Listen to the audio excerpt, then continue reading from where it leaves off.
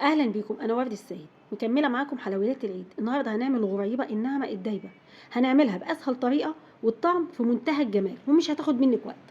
بس قبل ما نبدا ما تنسوش اللايك والاشتراك في القناه وتفعلوا الجرس. معروفه الغريبه مقاديرها بسيطه جدا. جبت كوبايه من السمنه ولازم تكون ساقعه. ضفت عليها نص كوبايه من السكر وهبدا اضربهم شويه بالمضرب. هضربها لغايه اما لونها يفتح. بعد كده هضيف كيس من الفانيليا وهرجع اضربها تاني. وهضيف عليهم كوبايتين من الدقيق المنخول. انا هنا مستخدمه دقيق متعدد الاستخدامات. وهبدا اقلبها بالمعلقه الاول وبعد كده اقلبها بايدي، بس الم العجينه بطراطيف صوابعي. ما تحاوليش تعجني فيها لغايه اما تتلم معاكي زي ما انت شايفه كده بطراطيف الصوابع. وهتطلع معاكي العجينه بالشكل ده. هتطلع معاكي لا تكون سايحه ولا بتلزق في ايدك، العجينه متماسكه ومظبوطه قوي. بعد كده جبت معلقه معياريه علشان تطلع احجام اللي هي القطع نفسها قد بعض.